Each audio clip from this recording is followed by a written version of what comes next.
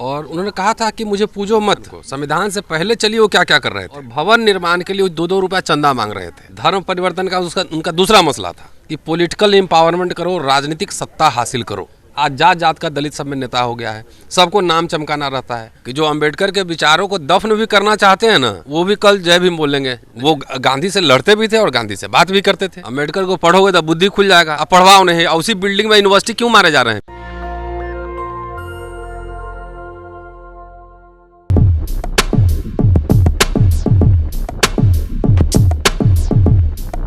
कल 14 अप्रैल है, डॉक्टर अंबेडकर की जयंती है। बाबा साहब की 130वीं जयंती है। पूरी दुनिया डॉक्टर अंबेडकर को मना रही है। लेकिन अगर आप डॉक्टर अंबेडकर को सिर्फ जयंती से आगे निकलकर उनके बारे में जानना चाहते हैं, समझना चाहते हैं, तो एक यूट्यूब पर बड़ा चैनल है अंबेडकर नामा, जिसको दिल्ली यूनिवर्सिटी के हिंदू कॉलेज के प्रोफेसर रतनलाल जी चलाते हैं। आप सब किसी परिचय के मोहताज नहीं हैं।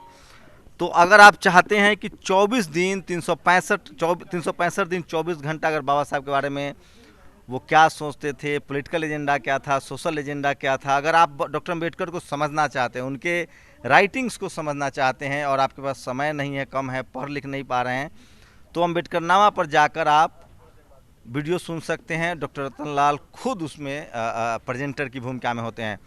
सर, कल तो 14 अप्रैल की अंबेडकर जयंती की बधाई। और अंबेडकर नामा पर कल क्या खास हो? मेरे लिए तो हर दिन 14 अप्रैल है।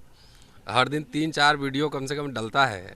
मैं पढ़ता हूँ। अंबेडकर साहब का मैं अनुयायी हूँ, फॉलोअर, भक्त नहीं हूँ। और यही मैं कहना चाहूँगा कि 50 साल जब हुआ था उनके बर्थडे का, तो उन्होंने कामगार मैदान में बहुत तगड़ा भाषण दिया था। मैं चाहता हूँ कि हमारे दोस्त जो सुनना चाहते हैं, मेरे यूट्यूब चैनल पे है और कल भी उस पर चर्चा करूँगा। और उन्होंने कहा था कि मुझे पूजो मत, मुझे अगर ईश्वर बनाओगे तो एक तरह से खुद सुसाइड करोगे। पूजो मत, पढ़ो। मैंने कल परसों एक सभा, ओबीसी महासभा का प्रोग्राम था, मैंने कहा भी कि देखिए, अगर इतना पैसा हम लोग इकट्ठा कर रहे हैं तो हम 5 विश्वविद्यालय खोल सकते हैं। फुले साहब की जयंती पर आपने कहा था, हाँ, 5 विश्वविद्यालय हम खोल सकते हैं।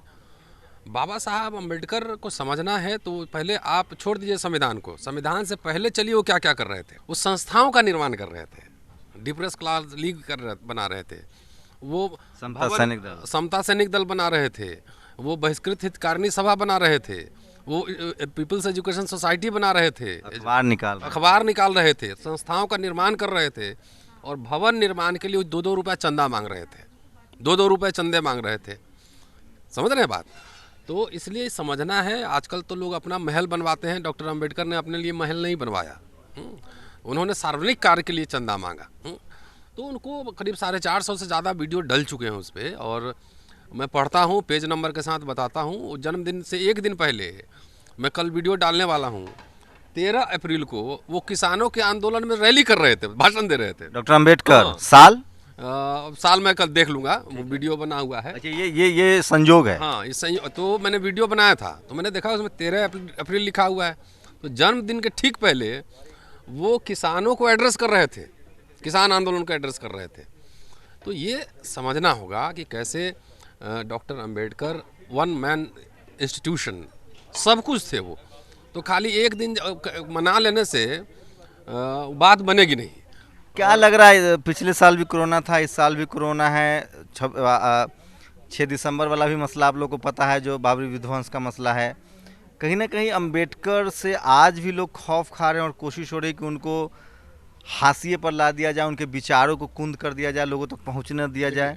जैसे 22 वॉल्यूम किताब में ट्रांसलेशन में भी गड़बड़ियाँ हो रही है। हाँ, तो उसमें ऐसा है, अंबेडकर पहला आदमी है भारत में जिन्होंने जाति के प्रश्न को राजनीतिक प्रश्न बनाया। पूरे भाषण में पढ़िए, धर्म परिवर्तन का उनका दूसरा मसला था।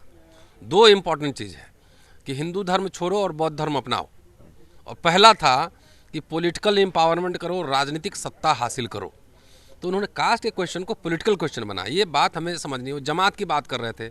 आज जात जात का दलित सब में नेता हो गया है, सबको नाम चमकाना रहता है, सबको नेता बनना रहता है।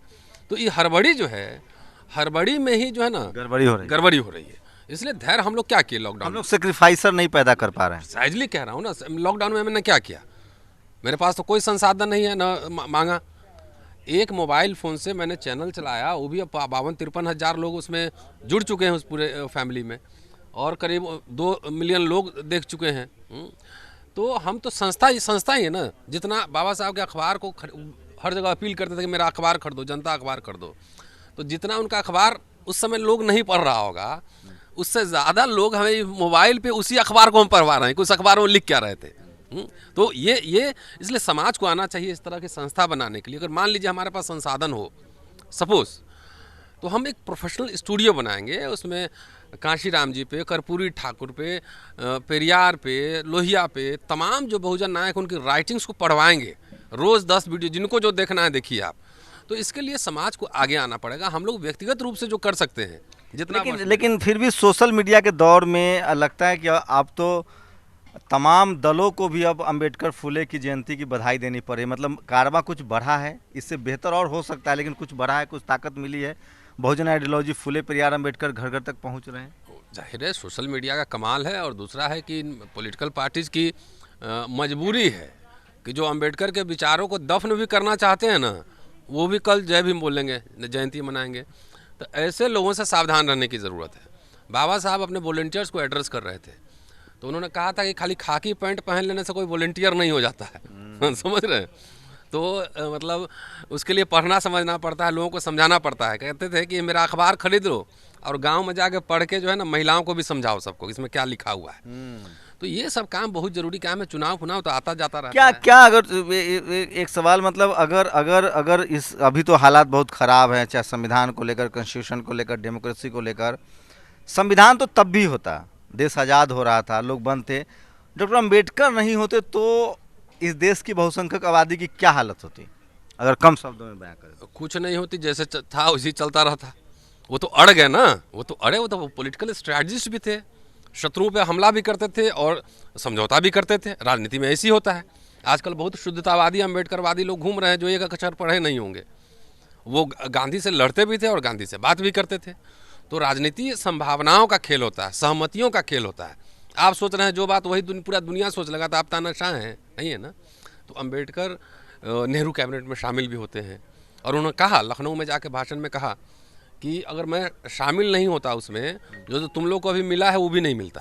तो अपने लोगों को जो भी थोड़ा बहुत बन सका उसको देने के लिए मैं कांग्रेस गवर्नमेंट में शामिल हुआ, कांग्रेस पार्टी में, कांग्रेस गवर्नमेंट में शामिल हुआ। वर्तमान सरकार जो है, चूँकि आप एक हिस्टोरियन भी है, सोशल साइंटिस्ट भी हैं, वर्तमान जो सरकार है उसकी नीयत पर आपको शक है या लग रहा है कि नहीं अम्बेडकरी विचारधारा के प्रति सजग है? क्योंकि उन्होंने लंदन में घर खरीदा है, दिल्ली में उनका बढ़िया इंटरनेशनल सेंटर बना है। देखिए, गले में माला विचारों पर ताला, सब सेंटर बनाओ लेकिन पढ़ो नहीं। अम्बेडकर को पढ़ोगे तो बुद्धि खुल जाएगा।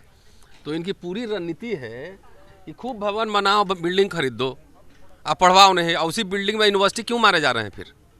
मतलब यूनिवर्सिटी नहीं खुलेगी, बिल्डिंग खुल सकती। आपका क्या सुझाव होगा इस बार अम्बेडकर जयंती पर बहुजनों को अम्बेडकर नामा देखने के अलावा? तो अपनी सुरक्षा का ध्यान रखिए। दूसरा, हम तो अपील कर रहे हैं कि सब लोग एक नेशनल टीम बनाइए, कोऑर्डिनेशन कमेटी, 5 ईमानदार लोग ढूंढिए, तलाशिए। आपको उनको घर से जाके बुला के लाना पड़ेगा कि ऑनेस्ट लोग जो है ना थोड़ा स्वाभिमानी होते हैं, ऐसे लोग लाइए। और इस ज़माने में अगर अम्बेडकर होते तो सोचिए वो किस तरह का विश्वविद्यालय खोलते। तो अगर आप चाहते हैं डॉक्टर अम्बेडकर के तमाम राइटिंग्स को पढ़ना, जानना वीडियो के रूप में, तो अम्बेडकर नामा पर आइए। यूट्यूब पर चैनल है लाल की क्लास, उसको देखिए। आपको हर दिन 14 अप्रैल लगेगा। और मैं फिर कह रहा हूँ 21वीं सदी डॉक्टर अम्बेडकर की सदी होगी, क्योंकि वो ज्ञान की सदी होगी। कैमरामैन आशीष के साथ शंभू कुमार सिंह, नेशनल दस्तक, दिल्ली। नेशनल दस्तक की आपसे गुजारिश है कि अगर इसको बचाना चाहते हैं तो नेशनल दस्तक को सब्सक्राइब करने के लिए रेड कलर के सब्सक्राइब बटन को दबाएं, फिर बेल आइकन की घंटी दबाएं। नेशनल दस्तक को बचाने के लिए बहुत जरूरी है कि हर खबर को शेयर करें, लाइक करें, कमेंट जरूर करें।